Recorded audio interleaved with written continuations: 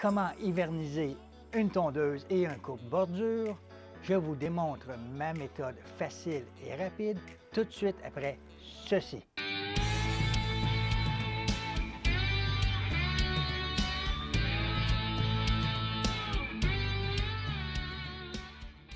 Bienvenue sur la chaîne T. Michel, la chaîne qui démontre que monsieur et madame tout le monde, qui comme l'amateur que je suis, peut réparer, entretenir, rénover ou construire sans l'aide d'un professionnel, afin d'économiser de l'argent et c'est sans compter la fierté que nous procurent nos réalisations.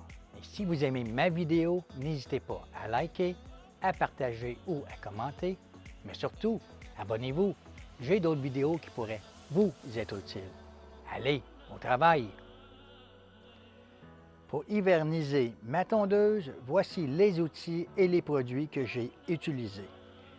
Tous disponibles dans les magasins Napa, dont Napa Pièce-Courchaine de Gatineau. Je laisse la liste de tous ces produits dans la description. Ceci dit, débutons avec la tondeuse. Avant de débuter, je vous laisse en lien ma vidéo sur comment entretenir une tondeuse. Première étape, après avoir travaillé fort toute l'année, notre tondeuse mérite un bon nettoyage. Simplement bien frotter avec de l'eau savonneuse et rincer. Deuxième étape, bien nettoyer et gratter l'herbe séchée du plateau de coupe. Troisième étape, vidanger le réservoir et le remplir avec de l'essence fraîche, à laquelle on a ajouté un stabilisateur d'essence. Ensuite, faire tourner le moteur 2 à 3 minutes pour faire circuler l'essence dans tous les conduits. Comme la qualité de l'essence se détériore après quelques mois, il est recommandé de rajouter un stabilisateur à notre essence. Un stabilisateur empêche la dégradation de l'essence et prévient la formation de gomme, de vernis et de rouille dans le système d'alimentation et facilite le démarrage au début de saison. Je vous conseille d'utiliser un bon stabilisateur d'essence toute l'année. L'été, il empêchera la rouille et contrôlera l'humidité. Et pour plus de protection, j'utilise aussi une huile d'entreposage. Il suffit d'enlever le filtre à air. Derrière celui-ci se trouve le carburateur. Mettre la tondeuse en marche et vaporiser l'huile d'entreposage dans le carburateur, jusqu'à ce que le moteur commence à s'étrangler. Et on répète le tout jusqu'à ce que de la fumée blanche se dégage du silencieux. Ensuite, on vaporise jusqu'à ce que le moteur s'arrête. Dernière étape, on enlève la bougie et on la change au besoin.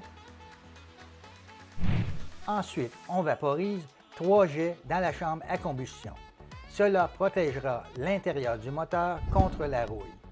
Ensuite, faire tourner manuellement le moteur sans le démarrer. Je vous laisse en lien ma vidéo sur comment installer et ajuster l'écartement d'une bougie. Voilà notre tondeuse hivernisée et protégée jusqu'au printemps. Notre coupe-bordure maintenant, simplement vidanger l'essence. Le démarrer pour éliminer toute l'essence des conduits et du carburateur. Et voilà, le tour est joué.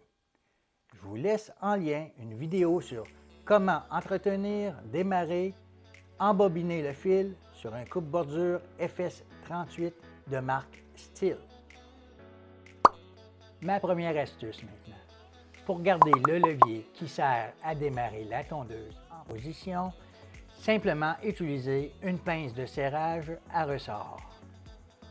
La deuxième astuce, pour nettoyer le plateau de coupe, simplement mettre les poignées de la tondeuse en dessous d'un véhicule ou en dessous du patio.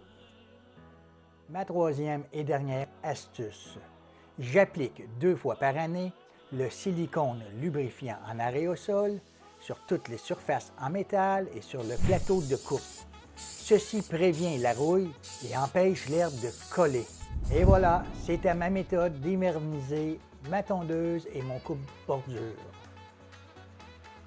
Et si vous aimez ma vidéo, n'hésitez pas à liker, à partager ou à commenter, mais surtout, abonnez-vous.